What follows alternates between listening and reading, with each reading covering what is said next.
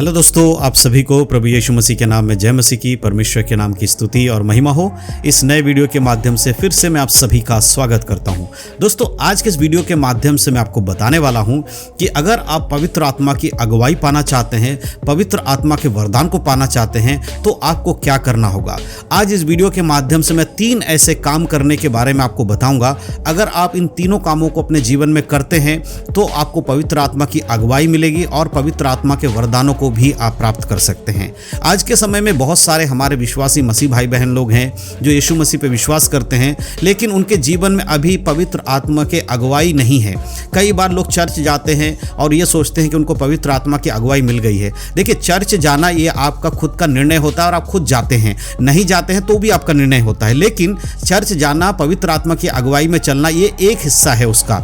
लेकिन अगर आपके जीवन में पवित्र आत्मा के बाकी चीज़ों को आप पूरा नहीं करते हैं तो आप पवित्र आत्मा की अगुवाई में नहीं चल रहे हैं। अगर आपका जीवन चर्च जाने वाला जीवन है, लेकिन आप पर्सनल लाइफ में, खुद के जीवन में, व्यक्तिगत रूप में आप बाइबल के अनुसार जीवन नहीं जीते हैं, तो यह दर्शाता है कि आपके जीवन में पवित्र आत्मा की अगुवाई की कमी है। और हर एक विश्वासी को पवित्र आत्मा की अगुवाई पे चलना बहुत ही ज़्यादा ज़रूरी है, क्योंकि शैतान निरंतर एक विश्वासी को हमेशा पाप में गिराने की कोशिश करता है और वो आपके जीवन में से हर वो बातों को हटाना चाहता है जो परमेश्वर की ओर से होती है आपके जीवन में। इसीलिए पवित्र आत्मा की ज़रूरत है, आपको अगुवाई में चलने की ज़रूरत है, ताकि शैतान के उन कामों को आप विफल कर सको और परमेश्वर की इच्छा के अनुसार चल सको। इंसान अपनी ताकत और बल लगाकर परमेश्वर के राज्य में प्रवेश नहीं कर सकता। जब यीशु मसीह संसार में थे तब उन्होंने कहा था कि जब यीशु मसीह यहाँ से जाएंगे तो वो हमें अकेला नहीं छोड़ेंगे। जैसे मत्ती की किताब में यीशु मसीह कहते हैं कि मैं जाता हूँ, लेकिन तुम्हारे लिए मैं एक सहायक दूंगा जो तुम्हारे साथ रहेगा।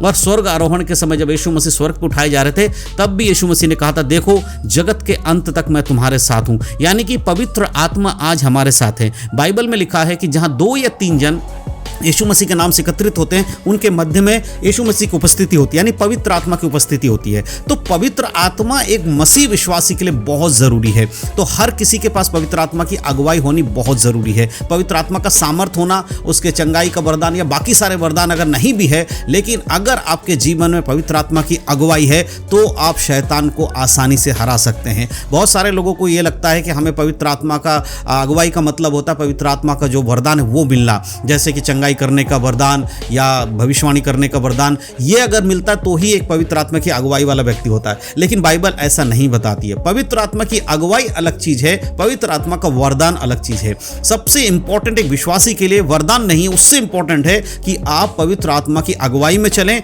पवित्र आत्मा के फल आपके जीवन में दिखाई दे। ये महत्वपूर्ण है। तो आज के इस वीडियो के माध्यम से मैं 3 बातों को आपको बताने जा रहा हूं जिनको आपको अपने जीवन में लागू करना है। अगर ये बातें आप अपने जीवन में लागू करेंगे तो आने वाले समय में पवित्र आत्मा की अगुवाई आपके जीवन में जरूर होगी और परमेश्वर की अगर इच्छा रही तो आपको वरदान भी परमेश्वर की ओर से मिलेगा। तो पहला जो काम एक विश्वासी को करना चाहिए, जो आज के समय में बहुत सारे विश्वासी लोग नहीं करते हैं, वो है प्रार्थना और परमेश्वर के वचन का अध्ययन। ये सबसे इंपॉर्टेंट चीज है। दोनों चीजों को मैं एक साथ रख रहा हूं, प्रार्थना और बाइबल पढ़ना और उसका अध्ययन करना। देखिए, बाइबल पढ़ना और उसका अध्ययन या मनन करना दोनों अलग चीज है।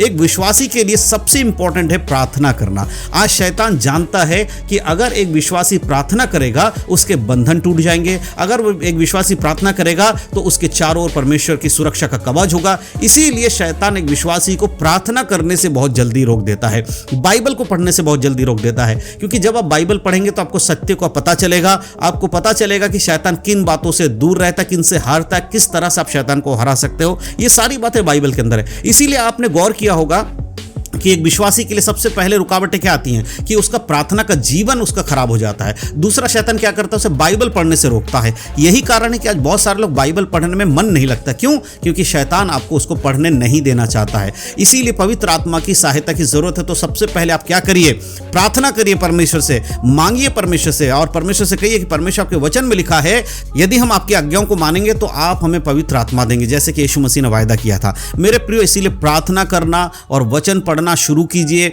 जैसे आप प्रार्थना करना शुरू करेंगे, धीरे धीरे शैतान के सामर्थ्य आपके जीवन से हटेगा और पवित्र आत्मा के कार्य आपके जीवन में दिखना शुरू हो जाएगा। और साथ ही साथ बाइबल पढ़ना भी शुरू करना। तो पहला काम एक विश्वासी के लिए यही है कि आप प्रार्थना करें और परमेश्वर के वचन को पढ़ें और उसका अध्ययन करें।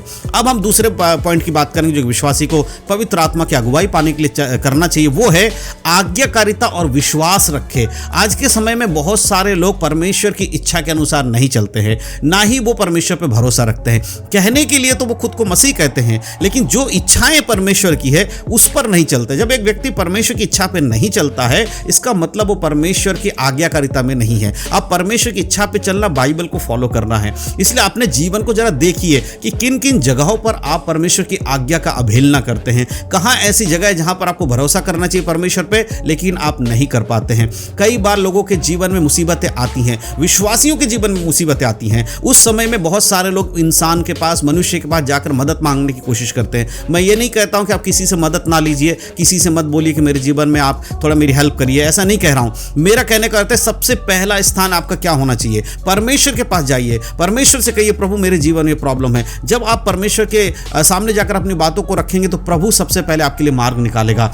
आज्ञाकारिता यही दिखाता है कि हम अपनी जरूरतों को लेकर परमेश्वर के सामने जाते हैं और परमेश्वर की जो आज्ञाएं बाइबल में दी गई हैं उनको हम फॉलो करते हैं। तू व्यभिचार ना करना, तू चोरी ना करना, ऐसे बहुत सारी बातें जो एक विश्वासी के लिए सही नहीं है। झूठ नहीं बोलना, चुगली नहीं करना, शपथ नहीं खाना, ऐसे बहुत सारी चीज़ें जो आज के समय में हम लोगों के लिए नहीं हैं, उन चीज़ों को अपने जीवन से हटाना वही आज्ञाकारिता है। और विश्वास रखना कि प्रभु हमारे लिए उत्तम मार्ग खोलेगा अगर हम उसके वचनों पर चलते हैं। तो अगर आप आज्ञाकारिता में बढ़ेंगे तो आने वाले समय में पवित्र आत्मा की अगुवाई आपको होगी और शैतान के बंधन आपके जीवन से जरूर टूटेंगे। अब तीसरा और अंतिम बात जो एक विश्वासी को ध्यान रखना चाहिए वो है पवित्र जीवन जिए। जी हाँ, पवित्र जीवन जीने के लिए बहुत बार लोग कहते हैं हम कैसे जिए, हमसे तो होता ही नहीं है। इसीलिए तो पवित्र आत्मा की सहायता की जरूरत है। अपने आप को पाप से दूर रखें, है ना, आत्मा का फल अपने अंदर आने दे। पाप से दूर रखने के लिए हमेशा पवित्र आत्मा आपके हाथ पकड़कर आपको पाप करने से नहीं रोकता।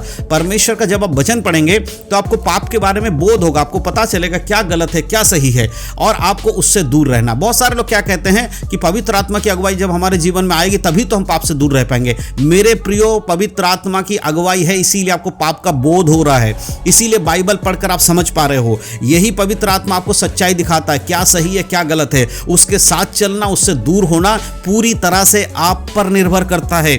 इस गलतफहमी में मत रहिए कि पवित्र आत्मा आएंगे आपके पाप करने समय आपका हाथ पकड़कर रोक लेंगे, आपके आंख बंद कर लेंगे, कान बंद कर लेंगे। ऐसा नहीं होता है। आपको परमेश्वर सही रास्ता दिखाते हैं, गलत दिखाते हैं।